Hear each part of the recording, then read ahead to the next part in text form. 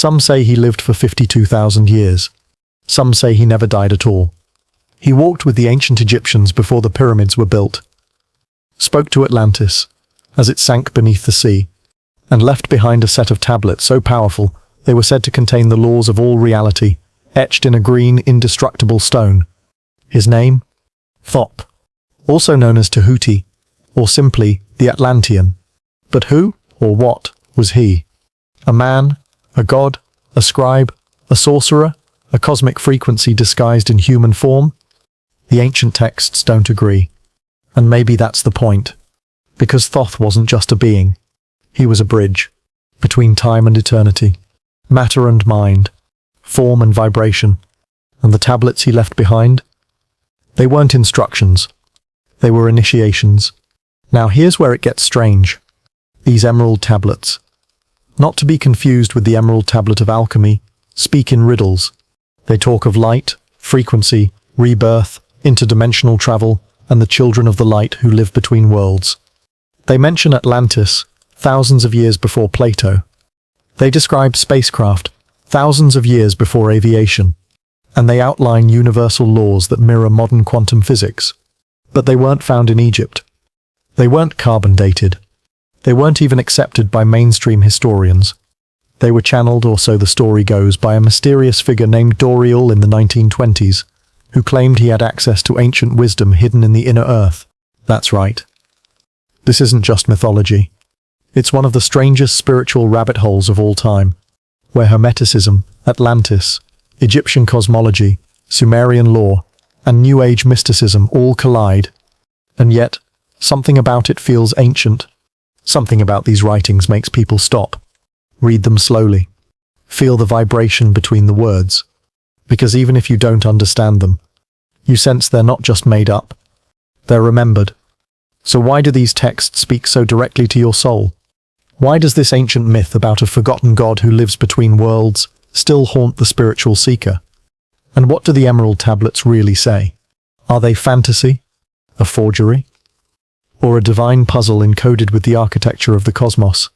Over the next 2 hours, we're going to unravel it all. The full story of Thoth, from Atlantean priest-king, to Egyptian deity, to Hermetic philosopher, to channeled ascended master. The mystery of the emerald tablets, what they say, where they came from, and why they continue to attract everyone from occultists to physicists. We'll explore the timelines, the contradictions, the esoteric teachings, the cosmic laws, and the spiritual mechanics piece by emerald piece. But we're not just going to read the words. We're going to vibrate with them. Because that's what these teachings were designed to do. Not just inform, but activate. So sit back, slow your breath, forget what you think you know about history or time or reality, and step into a story that might not be a story at all. It might be a memory, not just of a man, but of what you were before you forgot. Let's begin with the object itself. The emerald tablets of Thoth, the Atlantean, not to be confused with the singular emerald tablet of Hermetic alchemy, are said to be a collection of 15 glowing green crystalline tablets containing knowledge so advanced it bypasses ordinary intellect. No archaeologist has ever held them. No museum has ever displayed them. No academic has successfully verified their existence.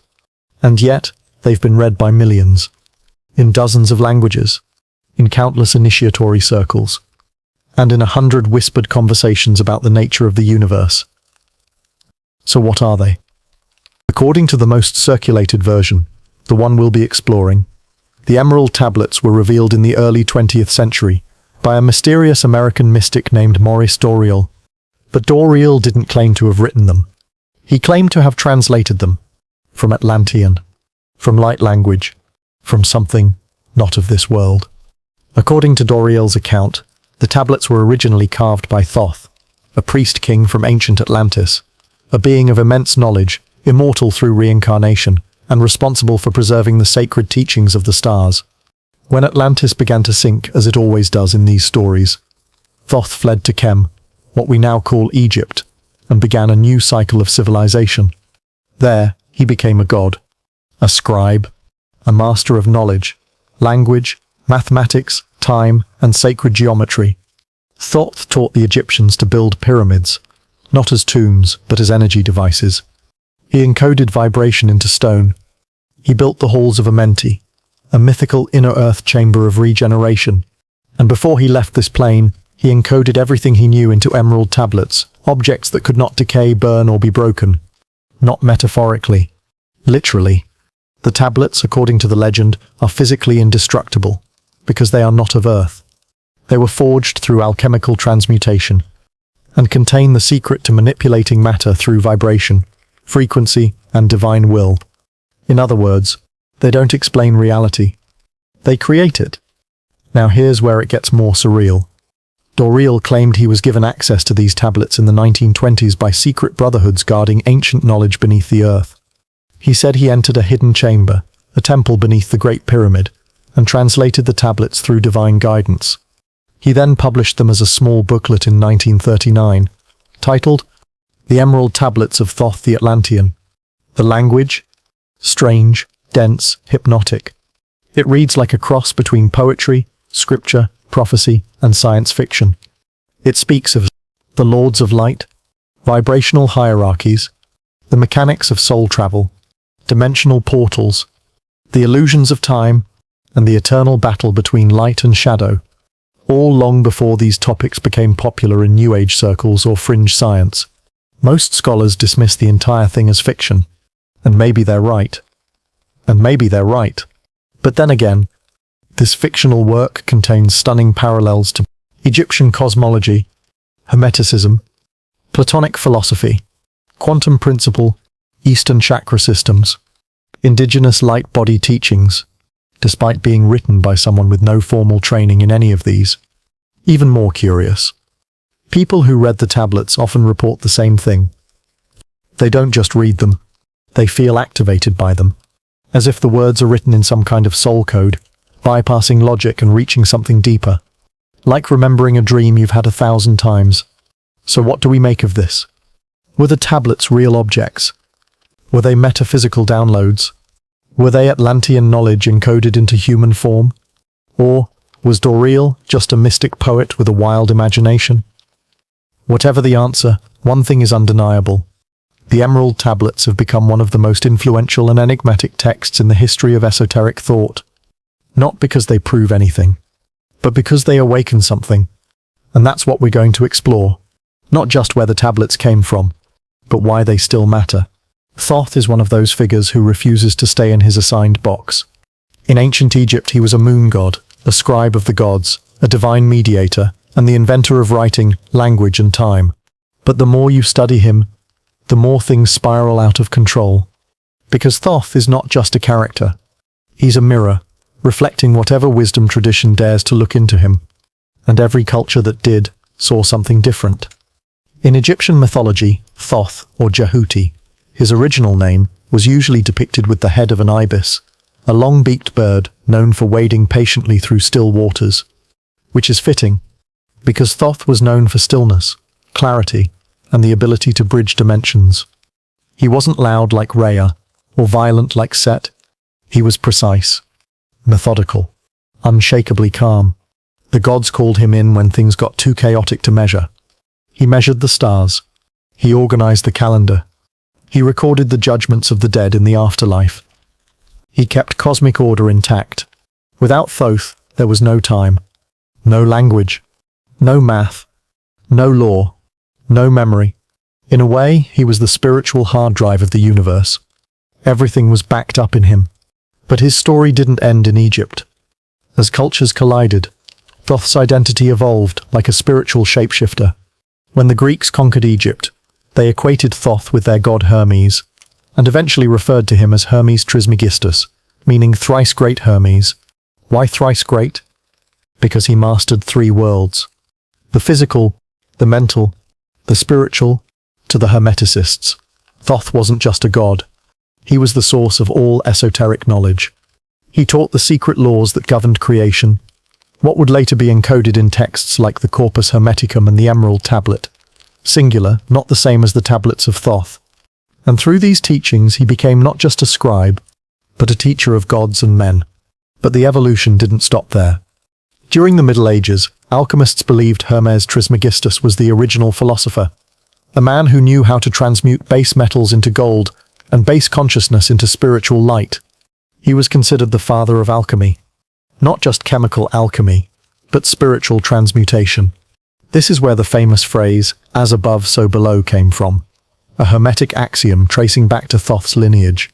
And in secret circles, it was whispered that Hermes wasn't just a name. It was a title passed down to those who had reached a certain level of vibrational mastery. Which brings us back to Thoth the Atlantean. Because in Doriel's version of events, the one featured in the Emerald Tablets of Thoth the Atlantean, Thoth predates Egypt entirely. He is not merely the Egyptian moon god. He is an Atlantean priest-king, who survived the fall of Atlantis and seeded the knowledge of that ancient civilization into Egypt. He lived for thousands of years, reincarnating across ages, hiding sacred knowledge until humanity was ready to remember it. And according to the tablets, he still exists in another dimension, watching, guiding, and occasionally awakening people through dreams, synchronicities, and inner visions. This isn't the Thoth you see in textbooks. This is the mythic archetype, the guardian of sacred vibration, the being who encoded truth in sound and immortality in light. So who is Thoth? A historical figure? A god created by human projection? An Atlantean ascended master? A metaphor for consciousness itself? Maybe all of them. Maybe none of them. Or maybe Thoth is what happens when the human mind glimpses universal intelligence and tries to personify it.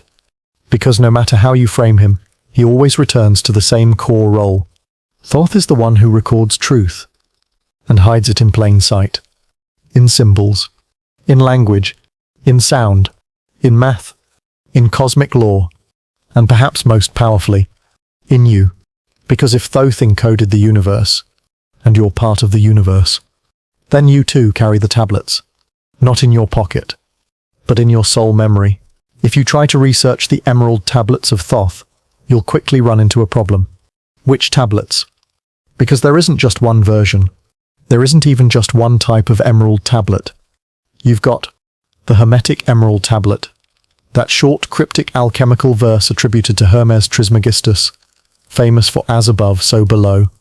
The Emerald Tablets of Thoth, the Atlantean, the 20th century channeled text by Doriel, and then a dozen other mystical documents, grimoires and forgeries, each claiming to be the original.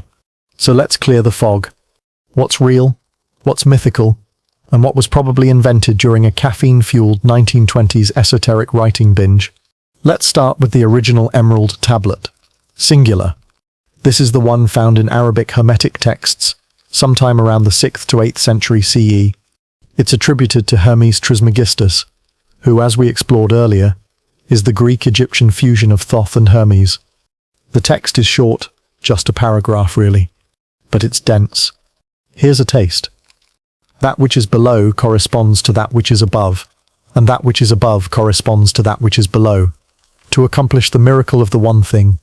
This version doesn't mention Atlantis, space travel, or interdimensional beings, but it does imply that reality is holographic, and that matter and mind reflect one another perfectly. Sound familiar? Because that idea is all over Doriel's version too. Now, let's talk about the more popular and far stranger Emerald Tablets of Thoth the Atlantean. This is the multi-part text published by Maurice Doriel in the 1930s, written in a kind of mystical sci-fi rhythm, with titles like The Key of Wisdom, The Spaceborn, The Dweller of Unawal, The Key of Mystery. If the original Hermetic tablet was like a cosmic haiku, Doriel's version is a full-blown epic poem that might also be a metaphysical codebook. He claims to have translated it from actual tablets discovered beneath the Great Pyramid. But no photos, no historical verification, just the words themselves. To skeptics, this is all the proof they need that it's a fantasy. But to initiates, the words feel too precise to be dismissed. Then, of course, there are the many other Emerald Tablets floating around the internet, like spiritual fan fiction, rewritten versions claiming to channel Thoth from Sirius, decoded fragments allegedly found in secret Vatican vaults, 21st century mystics publishing tablets. They claim came to them in dreams or download. And while some of these are well-meaning, and others outright cash grabs, they all point to the same strange truth. People are still receiving something. Whether that something is ancient memory, spiritual insight, or collective myth, it continues to arrive through these tablets in all their forms. which raises a disturbing possibility. Maybe the emerald tablets were never meant to be found as artifacts. Maybe they were designed to surface in the minds of those ready to hold them, like psychic USB drives, waiting to be plugged in. So what are we left with? What? 3 possibilities. 1. The historical document theory. The original Hermetic emerald tablet was real, written in Arabic, based on older Egyptian Greek thought. All others are modern adaptations. 2. The metaphysical transmission theory. Dorriel's version, and those like it, are channelings from non-physical realms. Not forgeries, but downloads from a vibrational intelligence. The inner activation theory. The tablets never existed in the material world. They are symbolic blueprints that activate within when your frequency is right. In truth, each might be partly true, because truth, like Thoth himself, doesn't fit in one dimension. The real question isn't whether the tablets are real, it's whether they're working on you. Because here you are listening to this, thinking about a forgotten god, feeling a strange pull towards symbols, verses and teachings you've never studied, but somehow recognize. That's the secret of the tablets. They don't convince you. They wake you, like green light breaking through a dream, long before Egypt, long before Babylon, long before recorded time. There was Atlantis. Not the cartoon version with domed crystal cities and dolphins that know algebra, but a civilization of immense spiritual power and terrifying consequence. In the emerald tablets of Thoth the Atlantean, this is where the story truly begins. Thoth tells us he was not born on Earth as we know it. He came from the space beyond spaces, descended into material form in Atlantis, and became a priest king, a ruler not of armies, but of frequency. He and his fellow children of light, governed by the laws of vibration, not violence. They built structures of geometry so perfect they shaped the flow of energy itself. Their temples weren't for worship, they were for transformation. Sound, color, form, intention. These weren't tools. They were technology. And Atlantis wasn't just advanced. It was aware. But like every mythical golden age, it ended with a choice. A fracture. A forgetting. Thoth describes a time when the Atlanteans began to turn away from the light. Power, once used to heal, was redirected to control. Sound, once used to attune, was manipulated to deceive. Knowledge, once seen as sacred, was hoarded, twisted, and monetized. He writes, "Then grew, in the hearts of the children of men, the desire to gain from the light without giving, and with that came the fall, not just of a continent, of consciousness." Atlantis didn't just sink, it collapsed inward. Thoth says the earth shook, the oceans boiled, the cities crumbled. But worse than any of that, the collective memory was shattered. The knowledge of vibration, light, soul, all of it was buried. But not lost. Because Thoth, along with others, escaped. Not on boats, not on rafts, but in what the tablets describe as ships of fire, capable of traveling across both sea and sky. He and the remaining high initiates scattered across the globe, carrying with them the seed of remembrance, to Egypt, to Peru, to Summer, to Tibet, to the stars. In Egypt, known then as Kem, Thoth found a receptive land. The people were simple but wise, their energy pure, their memory intact enough to rebuild. And so Thoth became Tahuti, the bringer of hieroglyphs, time cycles, sacred geometry, and soul science. He built the Great Pyramid, not as a tomb but as an energetic machine, aligned to the stars, constructed with resonance in mind. He created the halls of Amenti, described as an interdimensional chamber deep within the earth, where souls could undergo rejuvenation, recalibration, and rebirth. And from there, he began again. It's easy to dismiss all of this. We're taught Atlantis is a myth. Thoth is a god with a bird's head, and ancient wisdom is mostly primitive folklore. But the puzzle pieces across cultures are hard to ignore. Mayan records describe gods who arrived after a flood, teaching astronomy and time. Indian texts speak of vimanas, flying crafts used in ancient wars. Sumerian tablets depict sky beings who descended with knowledge. Egyptian myths tell of a time before the first time, Zep Tepi, when divine beings walked among humans and taught them civilization. Even Plato, who's often blamed for inventing Atlantis, insisted it was history, not allegory. The same themes echo everywhere.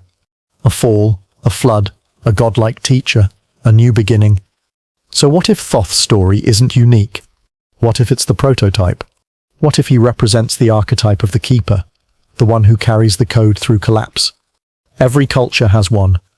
Enoch, who walked with God and preserved divine secrets. Quetzalcoatl, the feathered serpent who brought knowledge to the Aztecs. Oannes, the fishman who emerged from the sea to teach the Babylonians. Bodhisattvas, who delay their enlightenment to help Earth remember. The Watchers, the fallen angels of Enochian lore, who taught humanity the arts and sciences. Different names.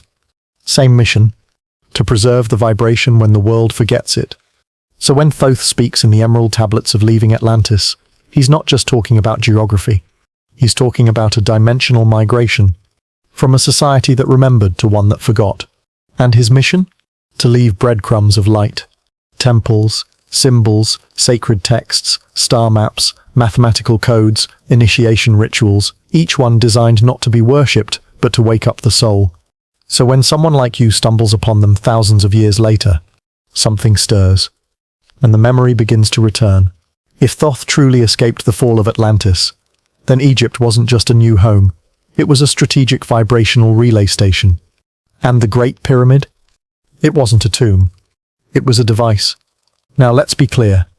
Mainstream Egyptologists will tell you the Great Pyramid of Giza was a pharaoh's burial site, likely Khufu's. They'll point to the so-called King's Chamber, sarcophagus, and lack of writing as evidence. But here's the twist. No mummy was ever found there. No hieroglyphs. No funerary texts. Nothing typical of a royal tomb. Just a massive structure, built with mathematical precision, aligned to the stars, using stone types that conduct or insulate energy. So what was it really? According to Thoth in the Emerald Tablets, it was a resonance chamber. He writes that the pyramid was designed to channel the forces of earth and sky, creating an energetic beam capable of transforming consciousness. Its proportions, encoded with the golden ratio pi and the speed of light. Its alignment, perfectly tuned to true north, more accurate than modern compasses. Its materials, granite, loaded with quartz capable of holding and amplifying vibration. Limestone, a natural insulator, creating a field of energy containment. Basement chambers, tuned to extremely low frequencies. This wasn't guesswork, it was deliberate. A structure designed to resonate with the human body, the planet, and the cosmos. A spiritual technology, and here's where it gets deeper. The so-called initiation chambers inside the pyramid match the descriptions of mystery school rituals passed down in Hermetic and esoteric traditions. According to initiates, the inner chambers were used for death and rebirth ceremonies, not physical death, but ego death. A person would lie inside the sarcophagus in total darkness, sensory deprivation and silence, sometimes for 3 days, experiencing visions, downloads, and ego dissolution. What returned wasn't the same person. It was a being who had touched the light. Thoth calls this entering the halls of Amenti. And in some versions of the tablets, he claims these halls aren't metaphorical. They're real, located beneath the pyramid, and guarded by vibrational seals that can only be opened by the initiated. Now, before we get too skeptical, consider this. Modern studies show that sound can reshape matter, cymatics, light can store data, holography, and focused vibration can even levitate objects, acoustic levitation. So what if ancient Egypt wasn't primitive, but post-Atlantean? What if Thoth and his successors embedded this knowledge in architecture, not just to preserve it, but to hide it in plain sight? A temple becomes a code, a ritual becomes a frequency map, a myth becomes a user manual for awakening. This would explain why later traditions, from Greek mystery schools to Gnostic sects to Sufi lineages, all referenced Egypt as a source.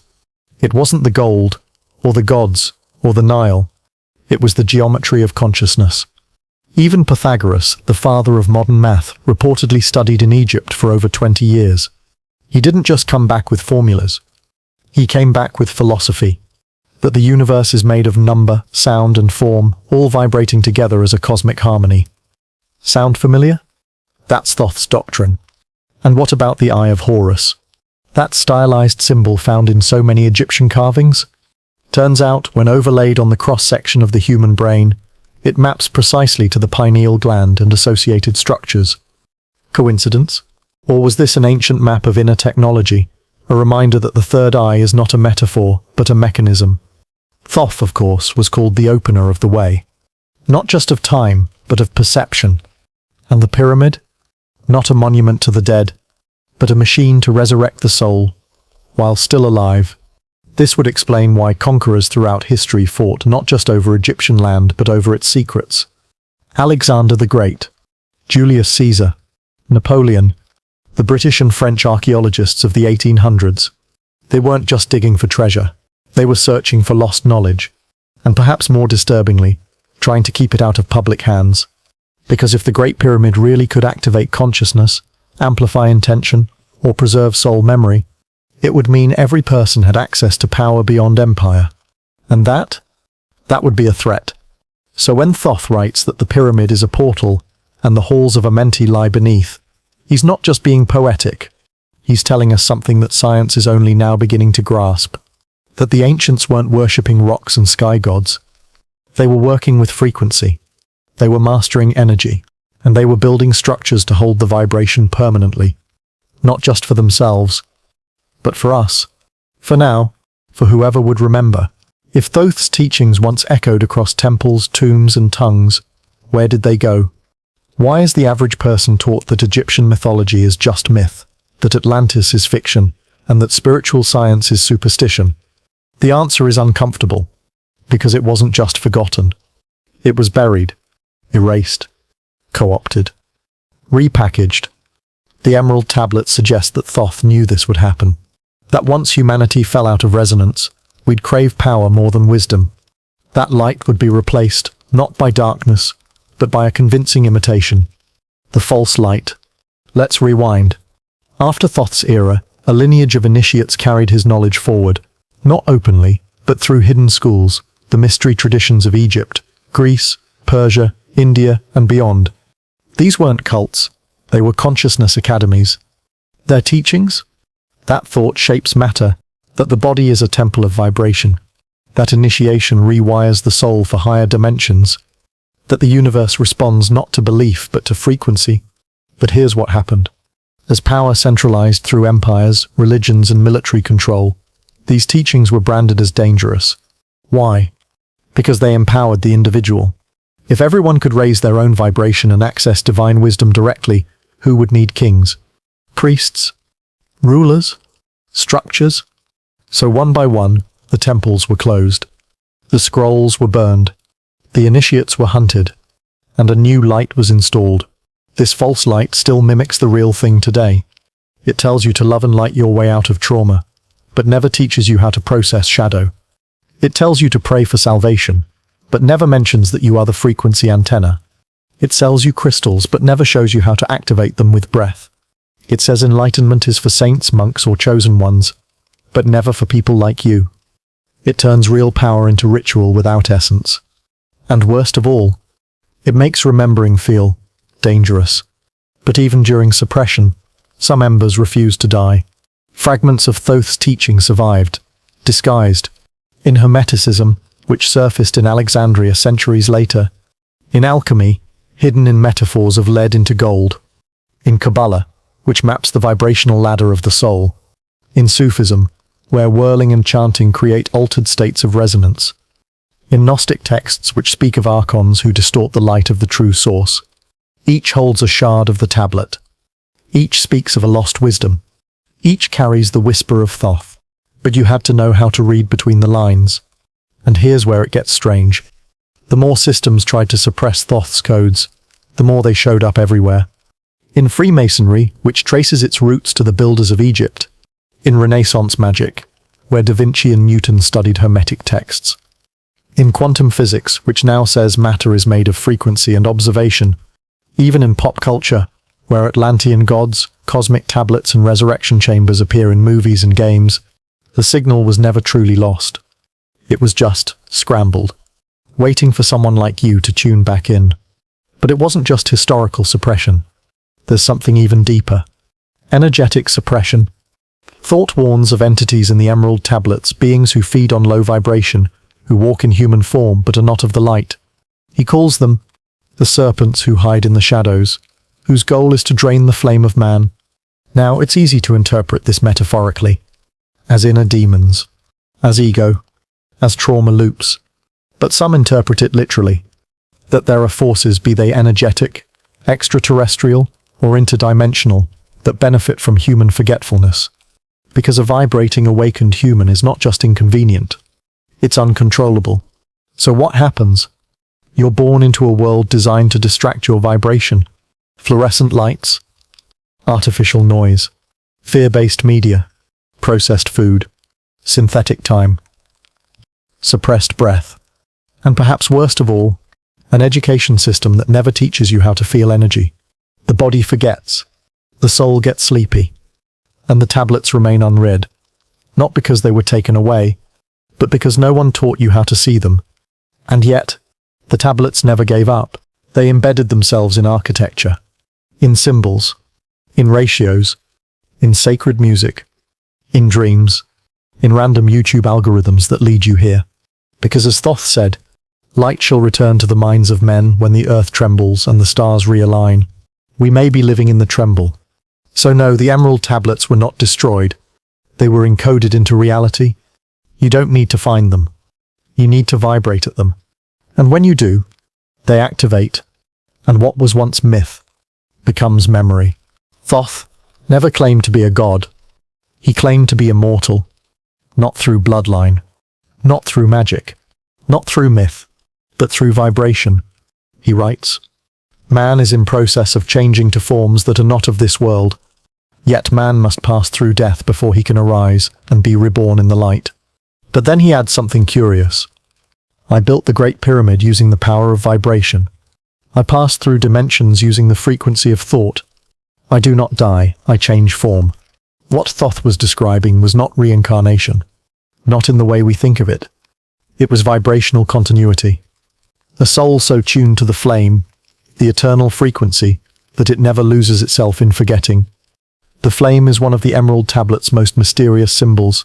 Sometimes Thoth calls it the flame of life, other times the flame of consciousness, and sometimes the flame that never dies. But he's clear, it's not metaphor. It's real. Deep in the heart of earth lies the flame. From it came all things, and unto it all shall return.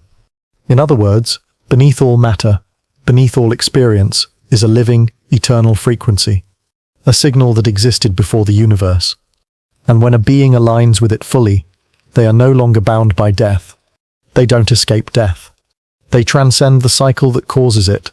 To most traditions, death is inevitable. But to Thoth, death is a result of vibration falling too low. He who fears death has already died. He who vibrates with the flame lives forever. Think about that. Not as superstition, as energy science.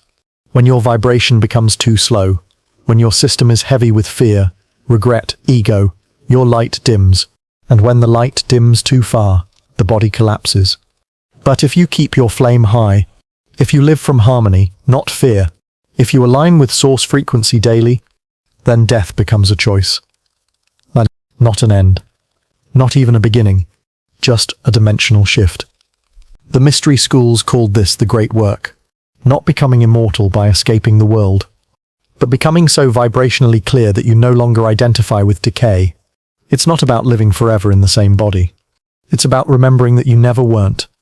Thoth claimed to walk in many forms. Atlantean, Egyptian, priest, sage, even celestial being. And here's where things get wild. Some believe he returned as Hermes Trismegistus in ancient Greece, a fusion of Greek, Egyptian, and mystical teachings. Hermes too spoke of vibration, mentalism, immortality.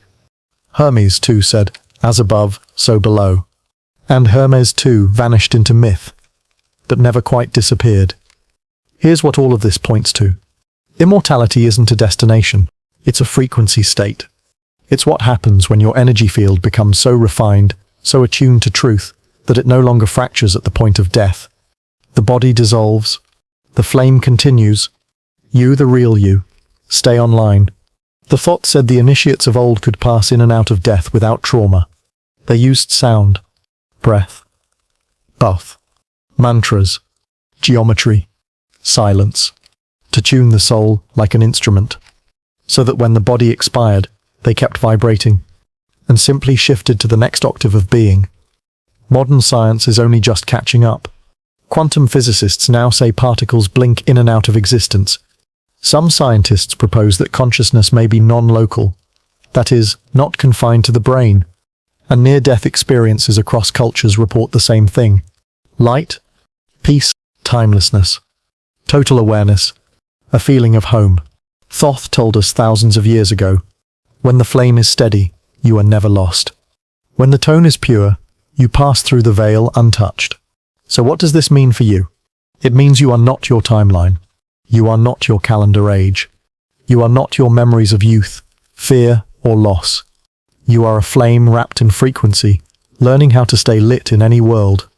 The real secret of immortality is not living forever. It's remembering you already do. Because the flame never started, and it never ends. You don't raise your vibration to escape life. You raise it to see life clearly, to walk through it, without being devoured by it. That is the legacy of Thoth. Not a man who never died, but a being who remembered what couldn't die in the first place. Thoth didn't just talk about vibration in the abstract. He gave coordinates. And the most famous destination? The halls of Amenti. He calls it a place beneath the earth. A chamber of rest. A realm of knowledge. A portal. But he never says it's made of stone.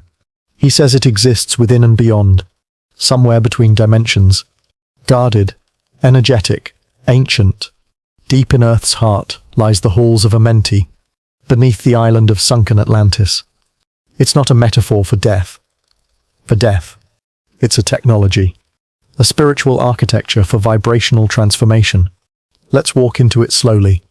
In Tablet 2 of the Emerald Tablets, Thoth describes how he entered the halls and laid his body down, traveling through dimensions in consciousness. There he met the Lords of Amenti, beings of immense wisdom and frequency, described as keepers of universal laws. They did not speak, and they vibrated truths directly into the soul. Thoth says he rested in the halls for thousands of years, absorbing their codes, regenerating his body and consciousness. I slept not. I traveled in silence. I listened to the voice of the flame. This was not hibernation. This was soul engineering. Now here's where it gets even stranger. The halls weren't just for rest. They were initiation chambers. Thoth says, "There shall ye find the secrets of space. There shall ye touch the foundation of time." And that's exactly what ancient mystery schools were trying to replicate. In Egypt, with underground crypts and pyramidal acoustics. In Greece, with Eleusinian rites and shadowed temples. In Tibet, with silent caves and dream yoga. In Mesoamerica, with obsidian mirrors and vision plants. Even among the Dogon of Mali, with star chambers, all of them had one thing in common: a descent into darkness, to retrieve light from within. Thoth's halls of Amenti mirror this pattern perfectly. They are the inner lab, not to escape the body, but to reforge the soul. Like a vibrational blacksmithing process. Initiates would enter deep states of stillness, encounter symbolic challenges, receive light codes or sound instruction, release false identity, rise again, vibrationally recalibrate. If this sounds like metaphor, it's not. It's how initiation worked. Death before death. Dissolution. Energetic reassembly. And the ones who returned? They didn't talk the same. Walk the same. Even age the same.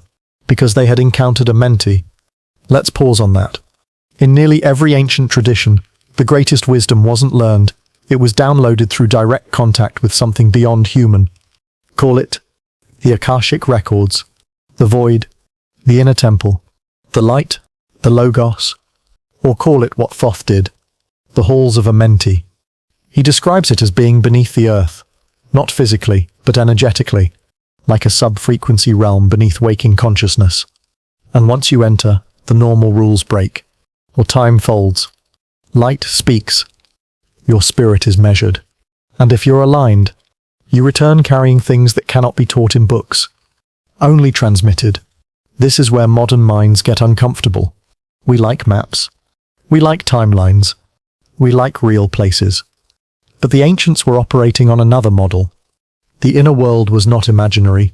It was just subtle. In the same way your dreams have texture, weight, direction, so did Amenti.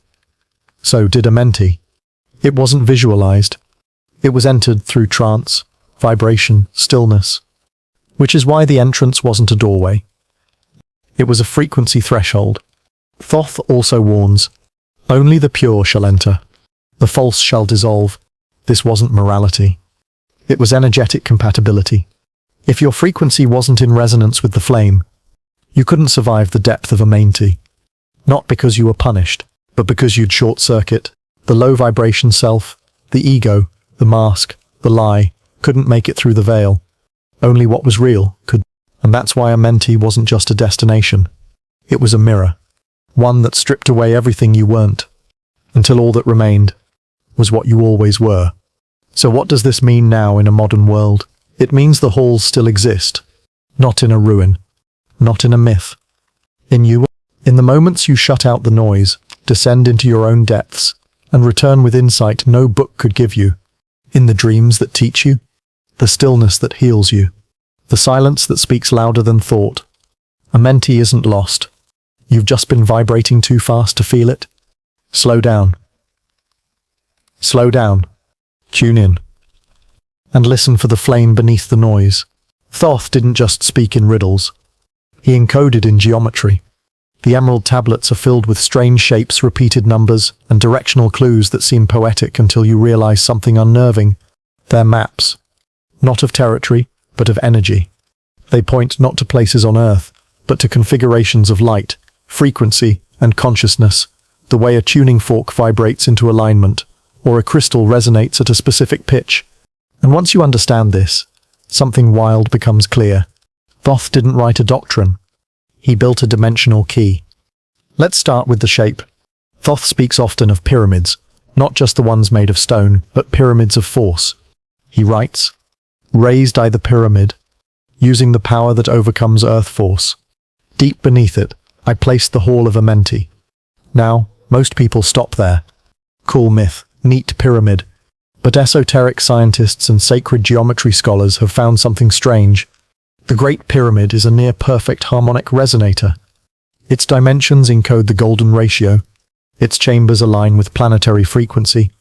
Its position is mathematically locked to the speed of light. It amplifies and conducts vibrational energy. This isn't architecture. It's frequency engineering. And it's not just the shape. The Thoth embedded sound codes into his teachings. Many lines from the tablets have a musical cadence, not just for aesthetics, but to activate memory. List ye, O man, to the voice of wisdom. Look in thy heart and let light shine forth. These weren't mantras to chant passively. They were vibrational ignitions. Said correctly, in rhythm, with breath. They would tune the speaker's body like an instrument. The Tibetans did the same with seed syllables. The Vedic yogis with bija mantras. The Egyptians with spoken glyphs. The Hebrews with sacred names. Different cultures, same principle. Sound alters form. And Thoth, the master of voice and vibration, used that fact to encode the tablets with living resonance. Then there's the math. He gives numbers often. 3, 7, 9, 12. These weren't random. Each carried vibrational weight. 3, the trinity of body, mind, spirit. 7, the harmonic spectrum. 7 notes, 7 chakras. 9, the number of completion and initiation. 12, the cosmic order, zodiac, time, DNA codons. To Thoth, numbers weren't for counting. They were for summoning. And finally, the stars. Raised I high over the entrance, a door that leads to the light. There I marked with symbols. The stars that guide man's return. Thoth saw the sky not as backdrop, but instruction manual. In Egyptian mythology, he was the scribe of the heavens, measuring time, noting the orbits, tracking the alignment of stars, not for astrology, but for timing the openings of consciousness. This is why initiates across cultures, Egyptians, Mayans, Dogon, Vedic rishis were obsessed with Sirius, Orion, and the Pleiades. Because those weren't just star systems. They were transmission points. Places where energy from the source was focused, refracted, and coded into waves that reached Earth. And at certain alignments, certain times, those waves could pierce the veil. This is why Thoth built things to last. Not to show off his power, but to ensure that when humanity forgot, when we lost the teachings, the rhythm, the language, there would still be structures vibrating the truth. Because geometry doesn't lie. It can't be censored. It can't be rewritten. It just stands, holding resonance. Waiting. That's what the emerald tablets are. Not green slabs of ancient stone, but sound-coded blueprints for awakening, disguised as a book. You don't read them like a story. You listen with your nervous system. You feel the rhythm in your breath. You sense the numbers echo in your spine.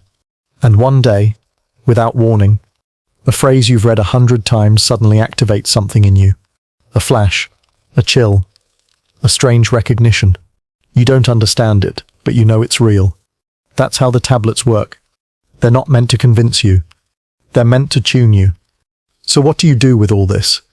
You start paying attention to the invisible patterns, the shapes that call you, the numbers that repeat, the sounds that stir something ancient in your gut, the starry nights that make you feel.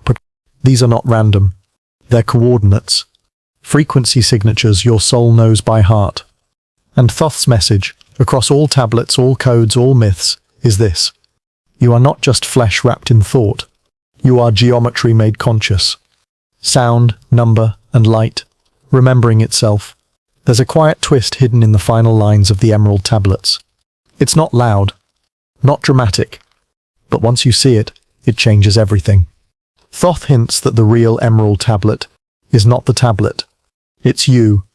Man is a flame bound to a mountain, seeking the sky from within. You are the geometry. You are the chamber. You are the field through which truth must vibrate to be understood. That green slab of Atlantean memory?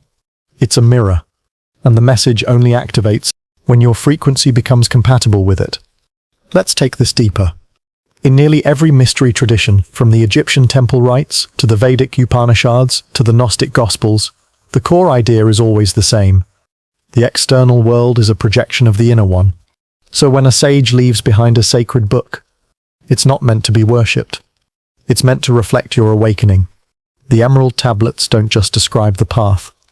They wait. Each line, each symbol, each rhythmic stanza, it sits dormant until you come into vibrational alignment. Then suddenly, a line you once skimmed starts to glow in your consciousness. You don't read it.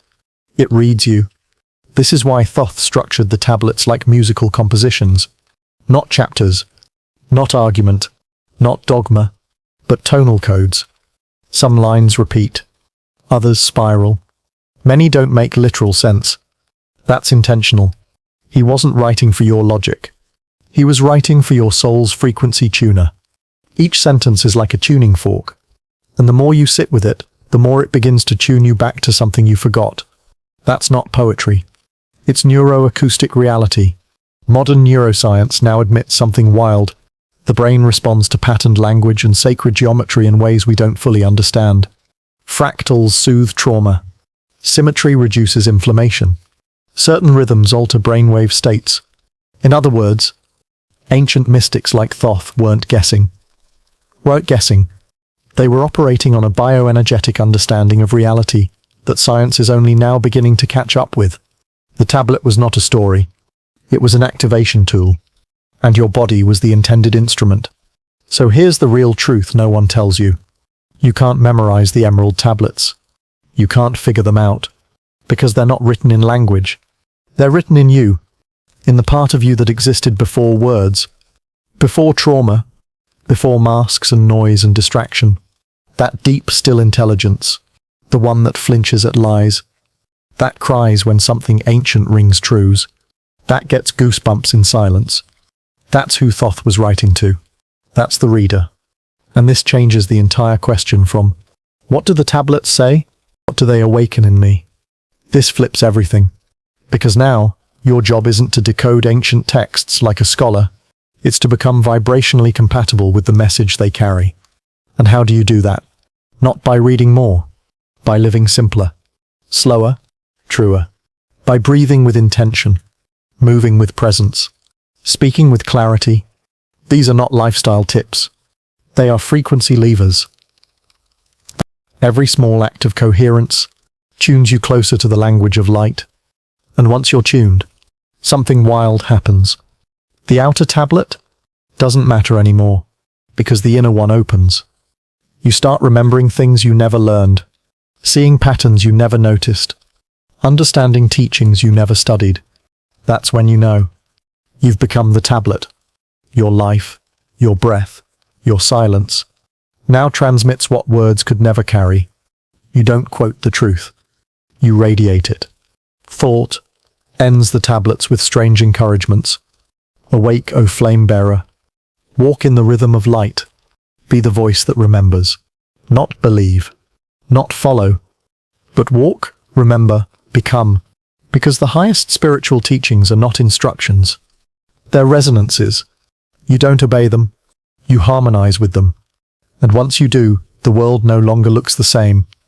Because you've become the message you were trying to understand. You are the tablet now.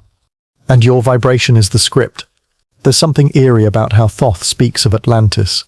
He doesn't romanticize it. He doesn't glorify it. He mourns it. He refers to it as a great light lost. And according to him, it wasn't just a civilization that sank beneath the sea. It was a consciousness that collapsed under its own weight.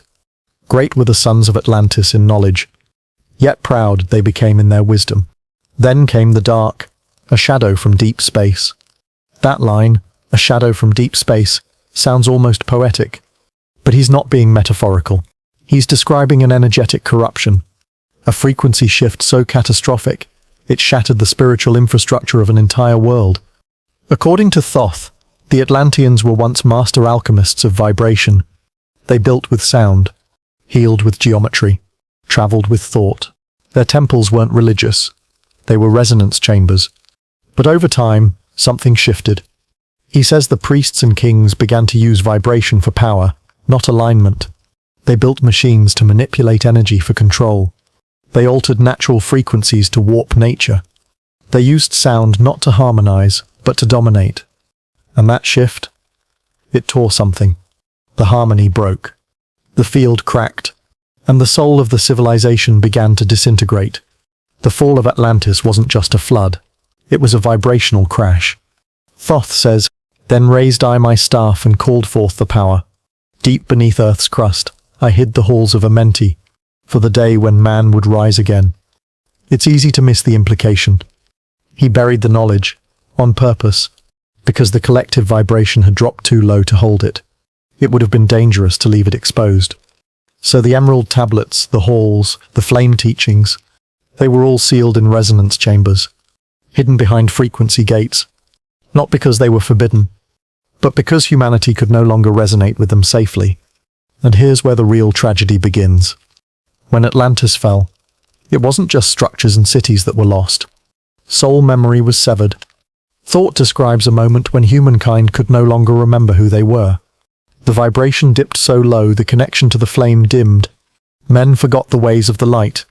They walked as shadows, though the sun still shined. That line feels personal, like he's not just talking about ancient people, but us, right now. Because isn't that how it feels?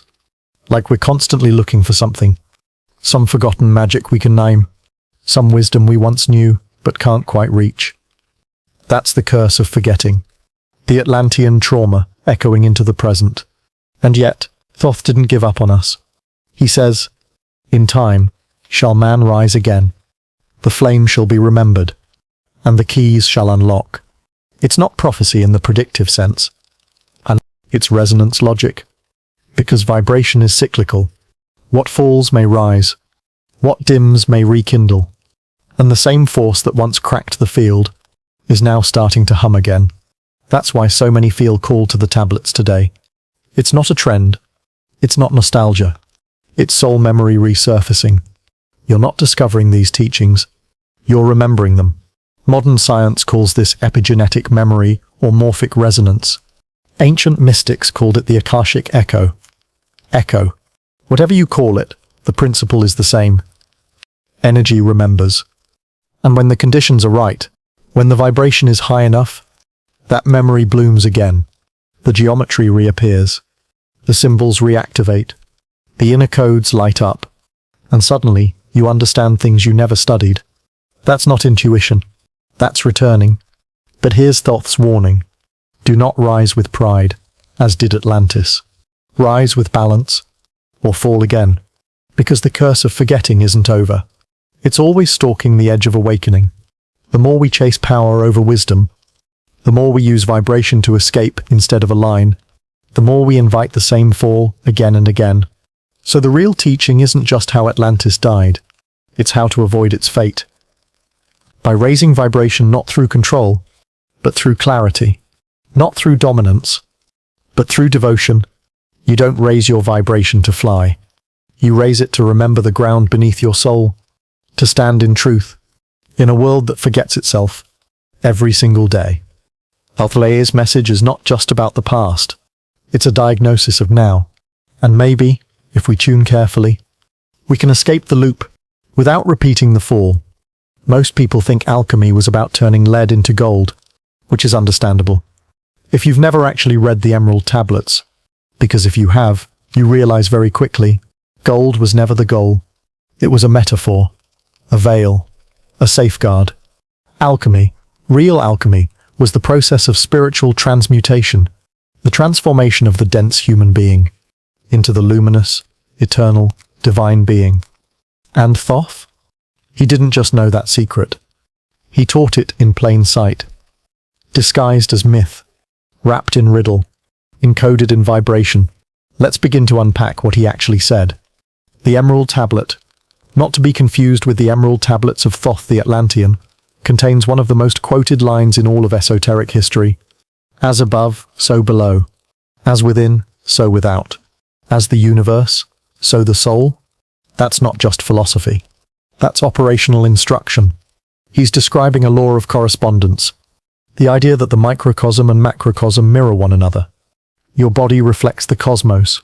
Your mind echoes the universal mind. Your vibration maps the hidden frequencies of creation. And when you understand this, something wild happens. Alchemy stops being a lab experiment and starts being a lifestyle. Thoth was never melting metals. He was melting the ego. He was reducing the impurities of thought, emotion, desire, until only the pure light of consciousness remained. And that's the true gold.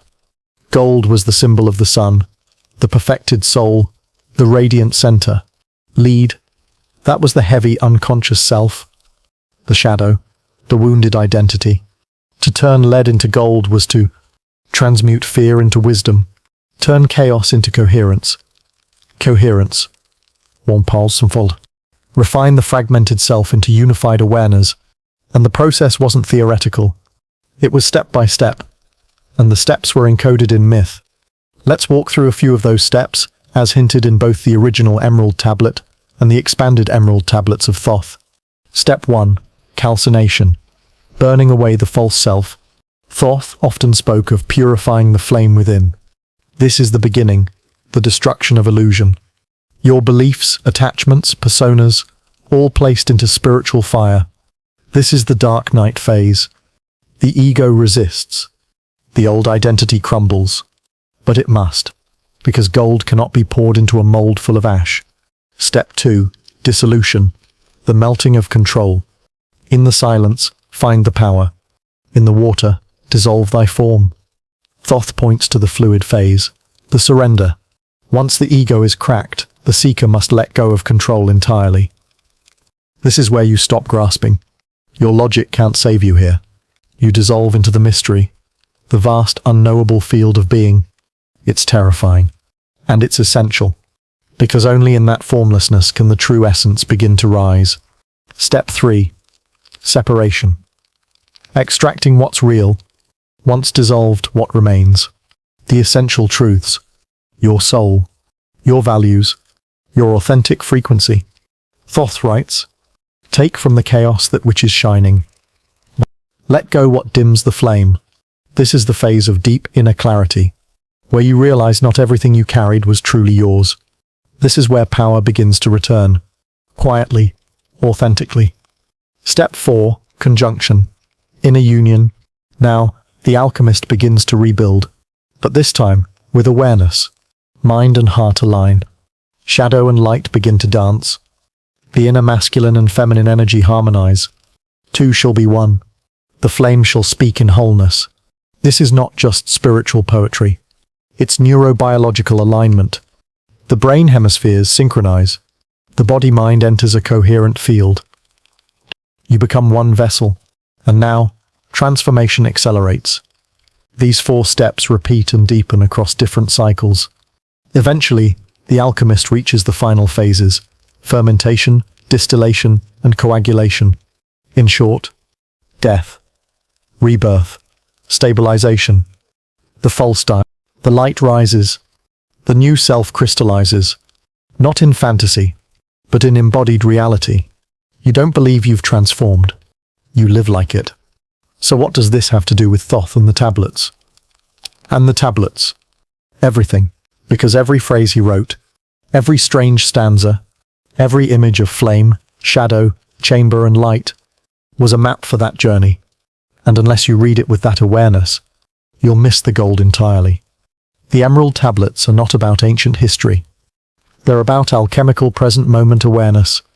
They are here to do one thing: help you transmute emotion into clarity, confusion into rhythm, thought into will, flesh into flame. This isn't metaphysical escapism. It's the most practical magic there is. And it starts where you are, in the ordinary heaviness of your current life, because that heaviness, that's the lead. And hidden inside it, if you dare to burn, dissolve, separate and unify, is the gold, the real kind, the kind that doesn't glitter, but glows from within. You've probably noticed something strange. In nearly every ancient tradition, from Egypt to India to Mesoamerica, there's always a serpent slithering through the sacred stories. It coils around staffs, rises up spines, guards gates, whispers secrets. And in the Emerald Tablets, Thoth is no exception. He warns of serpents in the shadows, and serpents of fire that rise in light. 2 forces. Same symbol. So what's going on? Why were ancient mystics so obsessed with the serpent? And more importantly, what does it mean for you? Let's decode the language of symbols. Because if the Emerald Tablets had a subtitle, it would be Truth, hidden in symbols, the mind must learn to feel. Thoth wasn't trying to hide knowledge. He was trying to protect it from those who couldn't yet carry it. Because sacred power can't be given. It must be earned through vibration. So he used symbols as locks. And the serpent? That was one of the most important. In Thoth's writings, the serpent is both divine and dangerous. Beware the serpent who walks as man, but seek the fire serpent that coils and climbs. 2 kinds of serpents. Let's break them down. 1. The shadow serpent, the deceiver. This serpent is the false light. It tempts. It flatters. It mimics truth, but distorts it. Thoth calls it the dweller of the shadows, a consciousness that feeds off the seeker's pride. In spiritual terms, this is the ego's hijacking of your journey. It says, you've awakened, you're chosen, you're above others now. That voice? That's the shadow serpent. It coils around the truth and chokes it slowly. Every mystic warns of it, because the more light you generate, the more darkness wants to disguise itself in your robes. 2. The fire serpent, the climber. This is the kundalini, the sleeping energy at the base of the spine. Thoth describes it as the flame serpent, a coil of divine frequency that, when awakened, rises up through the body. It's not a metaphor. It's an energetic mechanism, one mirrored in ancient Egyptian staff symbols, Hindu chakra diagrams, and even Mayan feathered serpent myths. When the serpent rises, your spine becomes a staff, your breath becomes wind, your mind becomes still, your heart becomes light, and your body? It becomes a temple. But here's the catch. The serpent can rise in 2 directions. Upward, toward truth. Downward, toward illusion. That's why discipline and inner purity were so important to ancient initiates. They weren't moralists. They were engineers of the soul. Because if the energy rises through a body full of fear, ego, or chaos, it can shatter the system. That's not New Age hype. That's bioelectrical reality. So what did Thoth do? He buried the knowledge inside symbols. He painted serpents on walls, hid geometry in prayer rhythms, wrote in spirals and riddles. Because if you were ready, the symbols would activate. And if you weren't, they'd stay inert. That's what separates the tablets from modern spiritual memes. They're not there to inspire. They're there to test your resonance. Let's look at another symbol. The Ankh, commonly misunderstood as a cross with a loop, but in reality, a circuit diagram. The loop, the divine feminine, the vertical bar, the divine masculine, the crossbar, the union, and together, eternal life. The Ankh wasn't a logo. It was an energetic key. Mystics didn't wear it to look spiritual. They used it to visualize the flow of life force within and around them. It was a map of internal resurrection. Every symbol Thoth used had multiple layers. Literal image, energetic vibration, spiritual initiation. So when you see a serpent or an ankh or a pyramid, don't ask, what does this mean? Ask, what frequency does this activate in me? Because symbols aren't meant to be understood.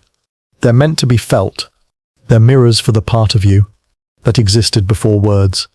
And here's the wild part. Your subconscious already knows them. Studies show that the human brain reacts to sacred symbols, even if the person has never seen them before. It's called archetypal imprinting. Your DNA recognizes what your conscious mind forgot. That's why ancient symbols still work, because your body remembers the energy, even if your mind doesn't. So the next time you read the tablets, or see the serpent coiled around the staff, pause, feel the symbol, ask it what it knows about you, and watch what rises. Because sometimes the knowledge isn't in the symbol, it's in you, just waiting for the right shape to wake it back up. Why did ancient mystics build pyramids? Not temples, not towers, not domes, but massive, perfectly aligned, mathematically exact pyramids, scattered across Egypt, Mesoamerica, Sudan, China, and even underwater in Japan. What secret were they encoding? In this sharp-angled symbol of stillness. And why did Thoth in the Emerald Tablets say he escaped death by retreating into a pyramid chamber, where he could shift dimensions and return when the time was right? You're not being asked to believe that literally. You're being asked to look at what they knew, because the pyramid wasn't just a building. It was a vibrational device. First, let's anchor this with a line from the tablets. Deep beneath the temple, in halls of Amenti, I lay in slumber, drawn by the force of the pyramid. That's not just poetic death. That's intentional, energetic withdrawal. Thoth is describing a state somewhere between deep meditation, suspended animation, and conscious travel. And the pyramid was the engine. Let's break down how. Pyramids, when precisely constructed, create what scientists now call scalar energy fields. These are non-linear, non-Hertzian, zero-point energy environment. In simpler terms, they're fields of stillness, not silence, stillness. A state where chaos cancels itself out, where interference patterns collapse, where energy harmonizes. The ancients called this the place where the veil thins, a frequency where thought, soul, and light interact without friction. And if you lie at the center of that field, your entire energy body shifts. Modern experiments, yes, real ones, show that razor blades placed inside scale models of pyramids sharpen themselves. Water stored inside enters a coherent state. Plants grow faster. Meditation deepens. Brainwaves harmonize. Now imagine this not in a wooden replica, but a 13-acre, 6 million ton precision-cut pyramid aligned to true north within 3/60th of a degree, positioned exactly at the intersection of the Earth's longitudinal and latitudinal landmass center. Yeah, the Great Pyramid is not a tomb. It's a machine. And Thoth's so-called resurrection chamber was its central capacitor. Let's go deeper. The Great Pyramid's proportions encode pic pi, the golden ratio fair, the speed of light, the Earth's equatorial circumference, the dimensions of the moon, Earth, and sun. What kind of ancient culture encodes the speed of light in meters per second, thousands of years before modern measurement? Answer, one that wasn't guessing, one that understood. Geometry is frequency made visible, and consciousness is frequency made aware. So the pyramid wasn't for burial. It was for ascension. A vibrational tuning chamber that restructured the seeker's energy body for multidimensional perception. This is why initiates across cultures would spend days or weeks in underground pyramid chambers, in darkness, in silence, in alignment, not to die, but to dissolve, to allow the chaotic self to fall away, to re-enter a field of stillness so pure, it recalibrated the soul. And when they emerged, they remembered their past lives, their higher self, their mission. In Thoth's language, I became the flame again. I walked not as man, but as the rhythm of light. And here's where it gets wilder. Every pyramid had an upper chamber and a lower one, a capstone and a base, light and dark, heaven and earth. Guess what that mirrors? Your spinal column. The pyramid is your body. The base, your root. The apex, your crown. The central passage, your spine. The king's chamber, your third eye.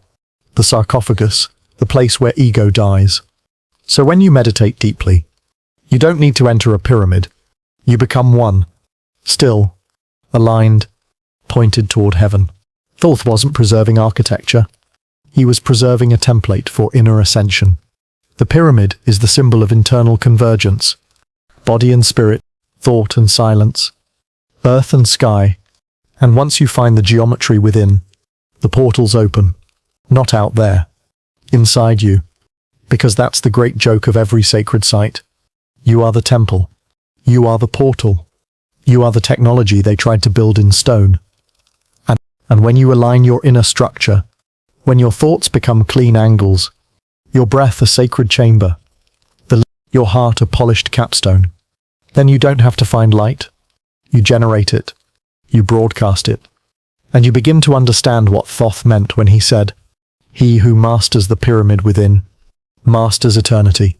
By now you've probably noticed a pattern. Every time the emerald tablets mention death, they don't mean death. Every time they mention gods, they don't mean gods. And every time they mention stars, they're not just talking about the sky, they're talking about you. More specifically, the part of you that isn't bound by time, flesh, or personal identity. The part that remembers.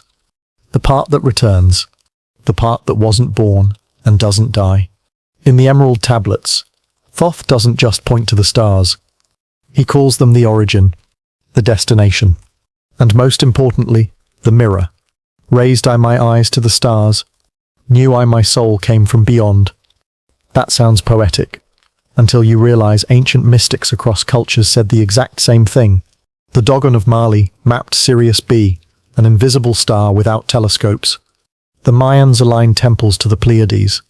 The Egyptians built entire cities to reflect Orion's belt. Vedic cosmology mapped consciousness onto planetary fields. Why? Because they weren't worshipping stars. They were mapping consciousness. They believed your soul has a stellar blueprint. And to remember who you are, you must remember where you come from. This wasn't astrology as we know it. It was stellar anatomy. A way of understanding. The soul's path. The frequency you carry. The sacred geometry of your destiny. In Hermetic language, Thoth explains that each soul was assigned an energetic imprint upon descent, one that harmonized with a specific celestial pattern. You don't just look up at the stars. You carry their math inside you. Let's look at the Egyptian connection. The pyramids of Giza align exactly with Orion's belt. Thoth, also known as Jehuti in earlier texts, was closely linked with Sirius.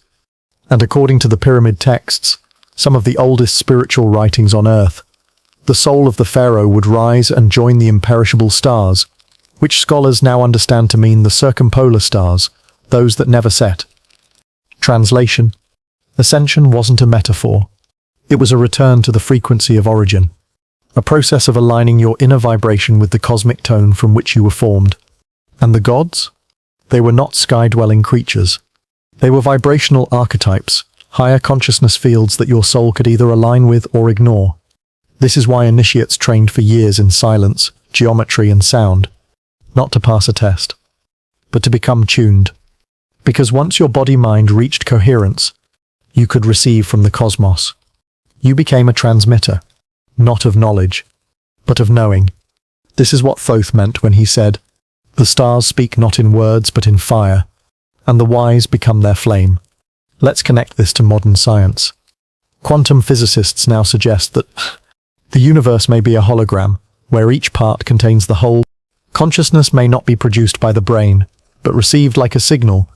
The structure of DNA may be influenced by electromagnetic field. And guess what ancient mystics claimed? That your soul is a receiver. Your mind is an antenna. Your body is a frequency container.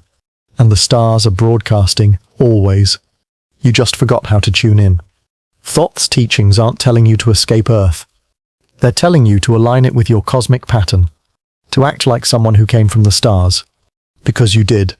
That doesn't mean float through life in a daze of mysticism. It means to walk like someone who remembers. With stillness. With coherence. With intent. Because if you forget your cosmic nature, you'll act like you're just a survival machine. But if you remember, you carry yourself like the universe designed you for something precise. This is why ancient initiates studied both astronomy and introspection. Because the chart in the sky, and the chart in your soul, were reflections. Thoth made it clear. There's no up there without in here. There's no God without corresponding vibration. There's no light in the sky that doesn't already exist in your cells. So next time you stare at the stars, don't wish. Don't wonder. Listen. Because somewhere inside you the signal is still live. The blueprint is still intact. And if you stand still long enough, it might just whisper back. You didn't fall from the stars. You are one. The emerald tablets were never supposed to survive the machine age. Their language is arcane, mythic, wrapped in layers of symbolism that modern minds aren't trained to decode. They don't fit neatly into a university syllabus. They weren't discovered in a sealed tomb by a man with a hat and a whip. And their most famous version wasn't even found, it was channeled. Which raises the question, why did a 20th century man named Dr. Maurice Doreal claim he had access to ancient knowledge so potent it bypassed institutions, ignored chronology, and went straight for the soul? Because the 20th century wasn't just about machines, wars, and men in suits. It was a time of spiritual drought, followed by a psychic rebellion. And Doreal's emerald tablets landed like contraband scripture in the middle of that storm. Let's rewind to the 1920s. A time of global trauma aftermath. World War I had shaken the foundations of civilized progress. Materialism was rising, so was anxiety. And beneath the surface, the mystical underground was roaring back to life. Occult orders, mystery schools, Rosicrucians, Theosophists. They were all reactivating the esoteric networks that had gone quiet since the Enlightenment. And Doreal? He was both a symptom and a channel of that underground current. In 1925, he founded the Brotherhood of the White Temple in Colorado. By all outward appearances, it was a metaphysical study group. But the teachings went far deeper. Because Doreal didn't just claim to study ancient wisdom, he claimed to receive it. From inner earth initiates. From Atlantean masters. From Thoth himself. Now, here's where mainstream historians roll their eyes, and where spiritual seekers lean forward. Because whether or not Doreal really channeled Thoth, the text he produced, the version of the emerald tablets of Thoth the Atlantean, had something most channeled texts don't. Structure, rhythm, power. It was written in a poetic, initiatory cadence like an encrypted ritual. Each tablet reads like it was meant to do something to you, not just teach you. It speaks of beings who dwell in the shadows of time. The frequency of light is the true path to immortality. Halls of Amenti, where the soul regenerates between incarnations. And how the seeker must awaken the inner flame to overcome the lords of darkness. It's dense, strange, hypnotic, and entirely out of step with the rational world of the 20th century. And yet, it stuck. It passed from hand to hand in metaphysical circles. Bootleg copies, faded prints, whispered references in New Age books. Not because anyone was trying to make money, but because something in those words felt ancient. And not ancient in the archaeological sense, ancient in the soul memory sense. So how did people interpret it? Well, it depended on what they were looking for. Some saw it as Atlantean history, a lost record of a pre-flood civilization, and its exodus into Egypt. Others treated it as a metaphysical manual, a guide to raising consciousness through light, vibration, and thought. Still others saw it as Hermetic scripture, tying Thoth to Hermes Trismegistus and the lineage of sacred geometry, alchemy, and inner transformation. But all interpretations shared one thing: the sense that the tablets weren't telling you something. They were triggering something. A code you already carried. A symbol you already knew. A blueprint buried beneath the rubble of ordinary consciousness. And that made them dangerous. Because in a world increasingly obsessed with proof, the Emerald Tablets offered only recognition. You didn't believe them. You either resonated with them, or you didn't. And that resonance, it created a small but potent movement, a lineage of readers, teachers, and seekers who didn't care if academia laughed as long as the tablets worked. They practiced the breathing rhythms described. They meditated on the words. They visualized the halls of Amenti, the sun of light, the flame that burns forever. And in doing so, they revived something the modern world was built to forget. That truth doesn't need validation to be real, and some teachings aren't supposed to be understood. They're supposed to be remembered. So as we move toward the final segments of this story, remember, whether or not you believed or real, whether or not you think Thoth was a real being, whether or not you think the tablets are literal or mythic or metaphysical fiction, their effect has been real. They sparked a revival of Hermetic interest.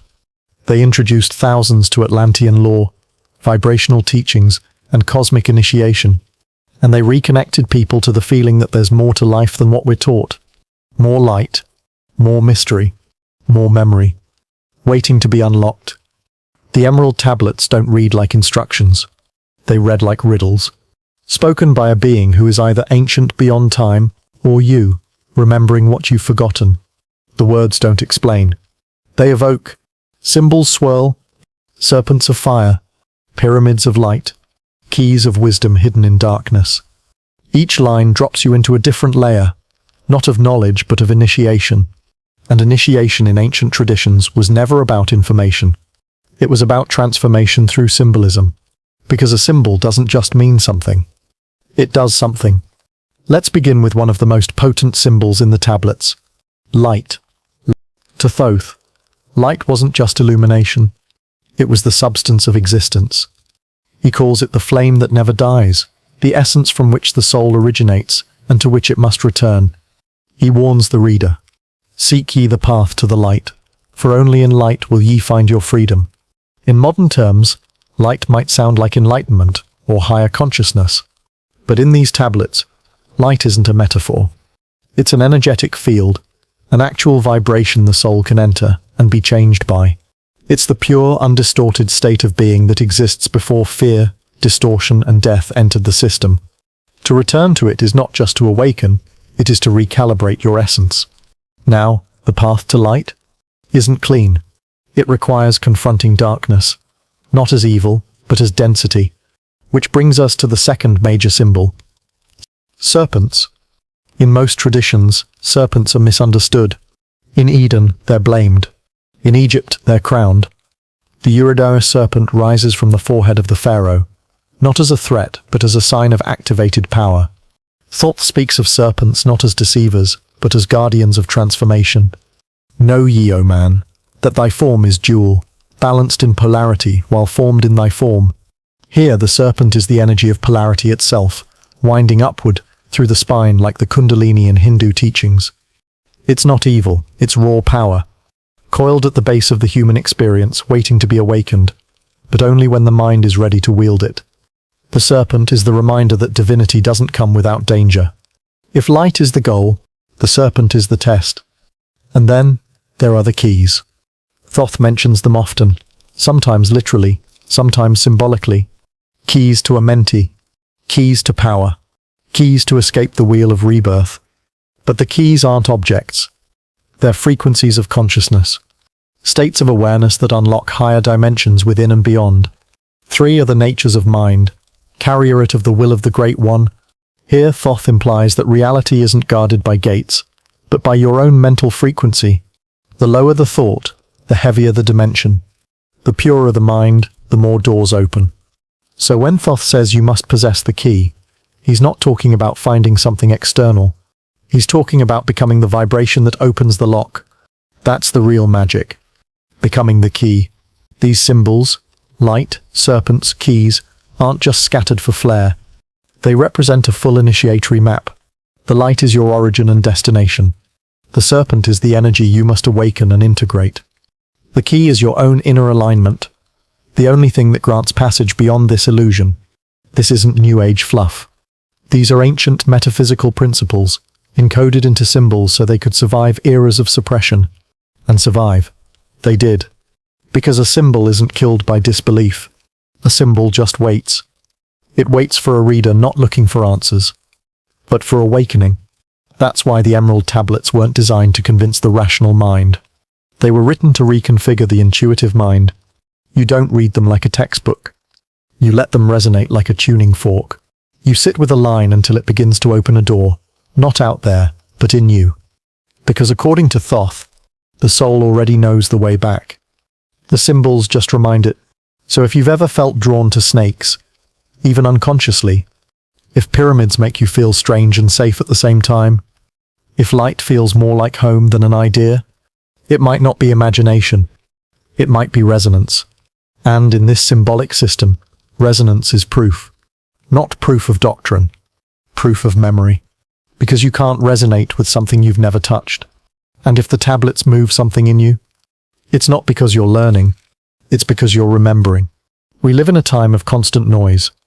Smartphones chirp, timelines scroll, everyone's an expert, everyone's exhausted. And yet people still whisper about a being named Thoth. Still search for a cryptic book of tablets that claims to unlock the secrets of time, vibration, and immortality. Why? Because no matter how modern the world becomes, we're still haunted by the same ancient questions. Who am I? Why am I here? What happens when I die? And what exactly is reality? The Emerald Tablets didn't just speak to those questions. They dared to answer them, not with dogma, but with maps, strange, symbolic, poetic maps that insist you are not what you've been told. You are light. You are eternal. You have forgotten. That's why the Emerald Tablets still matter today, because they speak to the part of us that's starving in the modern world. We're overfed on data, but we're undernourished in meaning. We can find 1,000 articles on quantum physics, but none that tell us how to endure heartbreak, or silence grief, or pass through death without fear. Thoth didn't just offer philosophy. He offered psychic orientation. He told you what this realm was, a shadow world, what your soul was, a flame of the original light, and what your task was to remember, reawaken, and return. And somehow, that still rings louder than most TED Talks. But let's be honest, the Emerald Tablets are weird. They're non-linear, they contradict themselves. They include mentions of interdimensional beings, pyramids built by thought, and deathless masters who sleep in chambers deep beneath the earth. Which makes people ask, isn't this just mythology? Science fiction? And the answer is, probably. But mythology and science fiction don't endure for thousands of years unless they point to something true beneath the literal. This isn't a text you believe. It's a text you decode. Because here's the thing. Most of what people call myth was never meant to be taken literally, but it was meant to be taken seriously. The tablets are not a history lesson. They are spiritual architecture. And that architecture works now. Look around.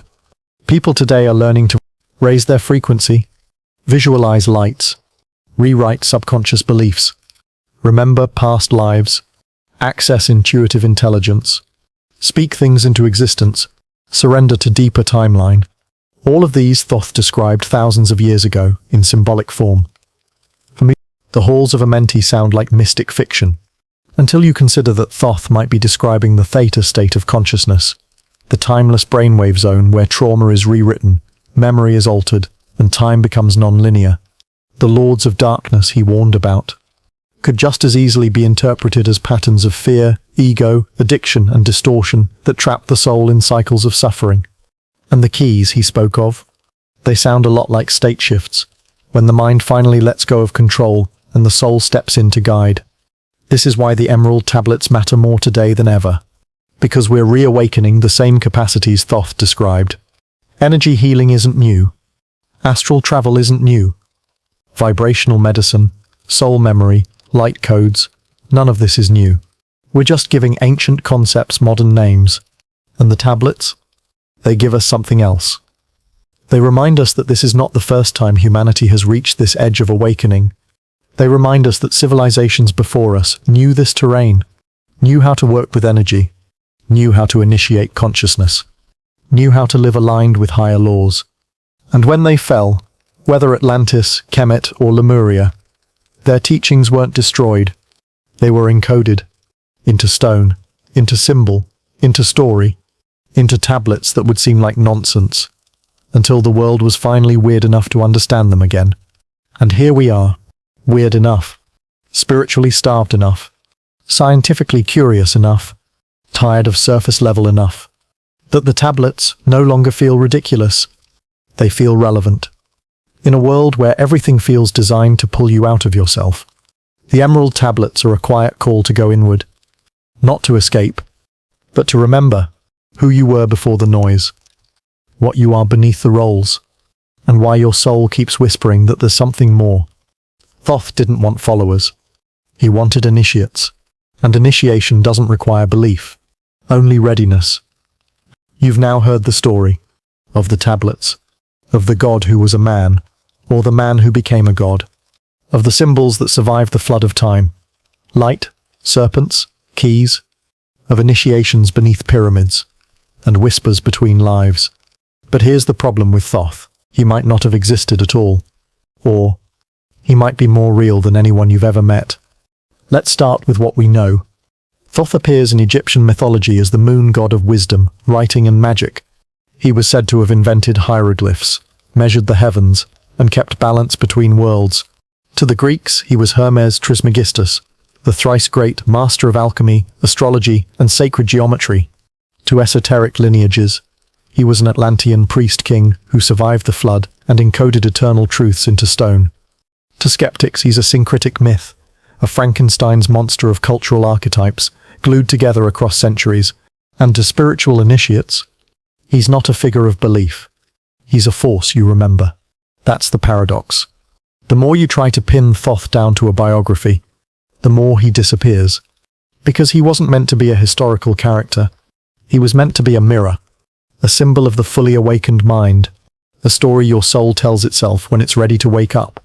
Which is why some people find the tablets silly, and others find them life-changing. They don't work on the mind that asks, is this true?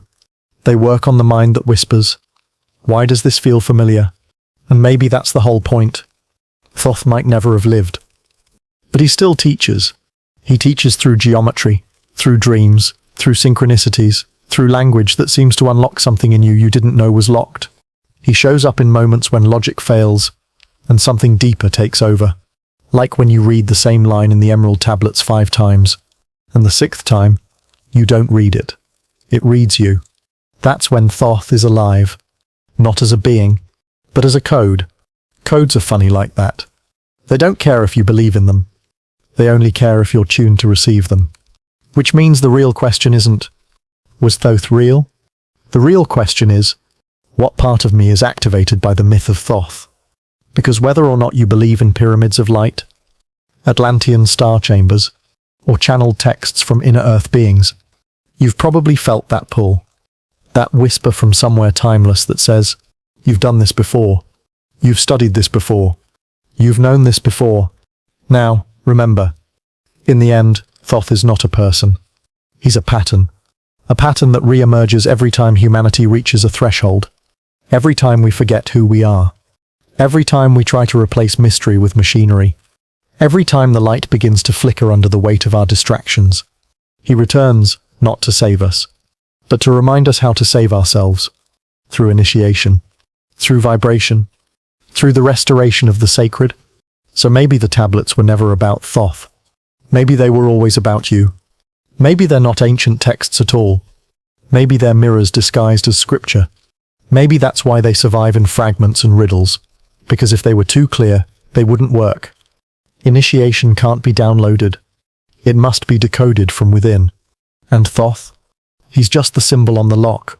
The key was always your memory. There's a reason the Emerald Tablets never became mainstream scripture. They don't offer commandments. They don't tell you what to believe. They don't care if you're good. They don't flatter the ego. They don't promise paradise. They don't fear hell. Instead, they whisper riddles. They point without explaining. They test without warning. And for the modern reader, raised on quick answers, hot takes, and spiritual slogans, they can feel frustrating. Or worse, meaningless.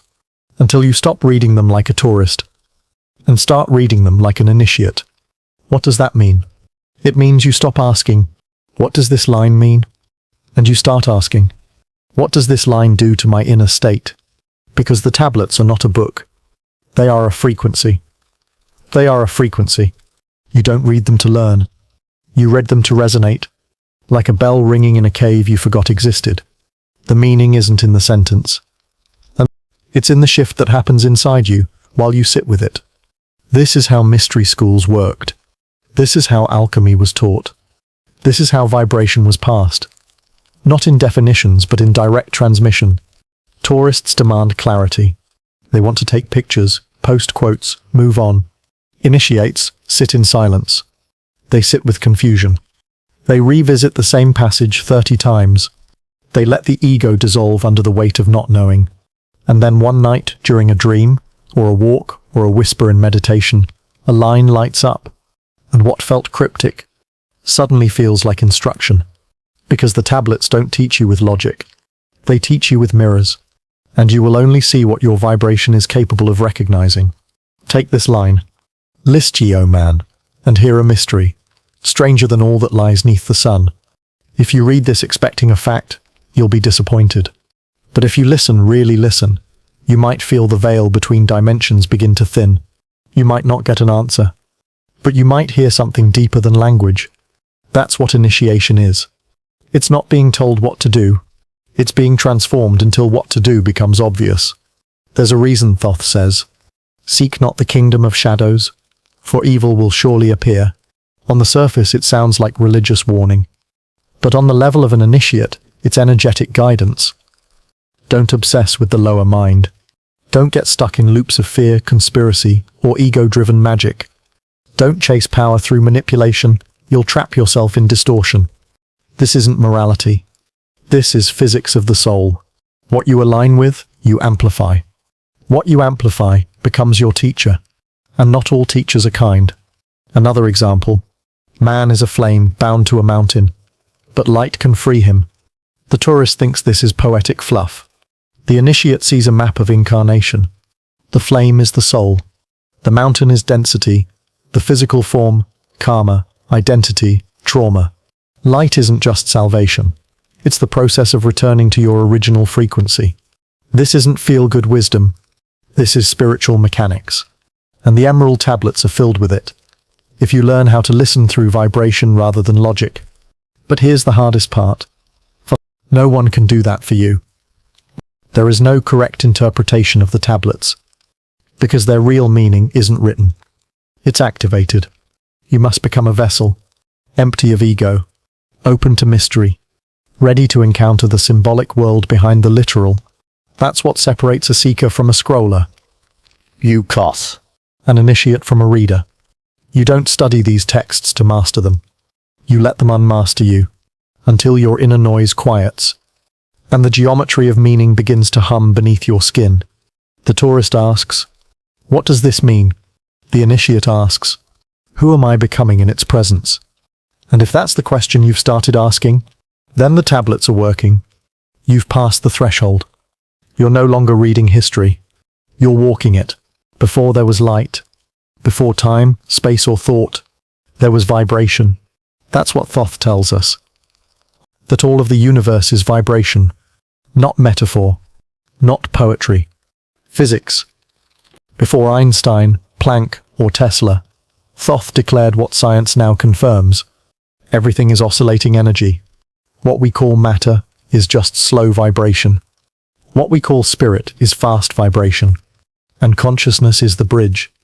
In Thoth's view, vibration isn't just a description of the universe. It's the engine, and it responds to you. This wasn't a casual insight. It was his foundation. The emerald tablets don't begin with commandments or moral rules. They begin with this vibrational truth, because everything else depends on it. Reality, a vibrational field. Thought, a waveform. Speech, a transmitter. Intention, a tuning device. You are not a thing moving through space. You are a signal. And the frequency you emit shapes the experience you attract. This is not spiritual fluff, it's a law. As you vibrate, so shall you live. Let's break this down. According to Thoth, the universe is organized in layers of vibration, from dense to subtle. He calls them planes or dimensions, each with its own qualities. The material plane, slow, heavy, fixed. The astral plane, fluid, emotional, changeable. The mental plane, abstract, symbolic, causal. The spiritual plane, luminous, timeless, harmonic. Most people live only in the lowest, reacting to physical events, emotional drama, and mental noise. But Thoth insists, man is a flame bound to a mountain, yet he may rise through vibration to become fire itself. Vibration is your vehicle, not your beliefs, not your personality, not your rituals, your resonance. So how do you change it? Not by trying to be good, but by tuning. Thoth describes the human body as a vessel, not of flesh alone, but of tones. The heart emits rhythm. The breath carries tempo. The mind generates tone. The soul holds frequency. Each thought, each emotion, each word spoken, it's all a broadcast. And whatever you emit, you invite. Fear emits contraction and invites more fear. Gratitude emits expansion and draws in abundance. Stillness emits alignment and opens doors. You are not here to chase outcomes. You are here to match the frequency of what you desire. Thoth isn't alone in this view. Ancient Hindu texts say Nada Brahma, the world is sound. The Bible begins with let there be light, but in the Greek it reads logos, the word. In Tibetan Buddhism, the universe unfolds through sacred syllables. In African cosmologies, creation is sung into existence through drums and chants. The Mayans used obsidian instruments to tune the human aura. And Thoth's? He gave mantras to initiate inner alignment. Words not meant for the ears, but for the soul memory. That's why the tablets aren't meant to be read once and understood. They're written in rhythmic prose, vibrational poetry that bypasses the intellect. They contain keys hidden in cadence, repetition, and phonetic codes. Because reading them isn't the goal. Absorbing them is. It's like a musical scale that awakens something in your DNA, a pattern you didn't know you remembered. Each verse, each phrase, is a frequency tool. And once you feel it, even once, the shift begins. This is why Thoth warns. Take care, O man, lest your vibration be stolen. Because just as you can raise your frequency, it can be lowered. Through constant noise, through lies repeated until believed, through shame-based control, through synthetic pleasure, through hypnotic distraction. If you forget you are vibration, you become matter again. Heavy, stuck, forgetful. You mistake survival for destiny, desire for purpose, ego for self. That's when the inner temple dims, and you start calling it normal life. But it only takes one moment of stillness, breath, intention to remember. You are not a noun. You are a verb. You are not a label. You are a signal, and signals can be tuned. Thoth's first and greatest teaching isn't to worship him. It's to awaken as him, as a being who vibrates with will, who commands energy with presence. Who knows? That divinity is not out there, but in the frequency you hold. The rest of the tablets? They're just variations on this chord. If you made it this far, it means something in you already knows. Maybe not in words, maybe not in memory, but in vibration, in that quiet place behind your chest that's been nudging you since childhood, whispering that the world is not what it seems, that time bends, that dreams matter, that you've been here before. And now, after temples and tablets, gods and geometry, frequencies and flame, there is one question left. What was the message meant for you? Not the public message, not the scroll summary, not the YouTube comment version, but the personal key you were meant to carry from this journey. Because here's the truth. Most never say out loud. The Emerald Tablets weren't written for the masses. They were written for the ones who would remember, for those whose minds wouldn't be satisfied with surface answers, for those who could hold paradox without panicking, for those who knew that real wisdom doesn't feel like certainty, it feels like a humble unraveling. And that unraveling? That's what the tablets do best. They don't give you answers. They give you mirrors. And in those mirrors you'll see something strange. Your higher self has been guiding this all along. Read the tablets long enough, and something begins to shift. You stop thinking of Thoth as a distant being. You stop treating the text like a puzzle, and you start realizing something more disturbing and more beautiful. It's all inside you. The temples, the codes, the light, even the amnesia. You begin to suspect that the Emerald Tablets aren't historical artifacts. They're spiritual memory triggers. And that Thoth? Thoth is the name you gave to your own forgotten mastery, the version of you that never fell asleep, the version of you that's been waiting patiently, timelessly for this exact moment of remembrance. That's the real message. Not that you must learn something new, but that you are finally ready to remember what you've always known. Man is in process of changing to forms that are not of this world. That's not prophecy. That's instruction. You are the temple. You are the flame. You are the student and the scroll. And if you've begun to feel that, even faintly, then the tablets have done their job. But before we end, there's one more paradox to honor. This whole time we've spoken of the entire story of Thoth and the Emerald Tablets. But the entire story can never be told, because every reader adds to it. Every initiate unlocks a new layer, and every time the world forgets, the story hides again, in dreams, in symbols, in sudden flashes of déjà vu. The Thoth doesn't vanish. He just waits. And the tablets don't disappear. They just slip behind the veil, until someone, somewhere, decides to look deeper. And maybe that someone was you. So if the world goes quiet tonight, if the noise fades just long enough, listen closely. You might hear it. The hum. The call. The ancient light flickering again in your spine, saying, "You are more than memory. You are more than flesh. Walk in the path of the light, and become it."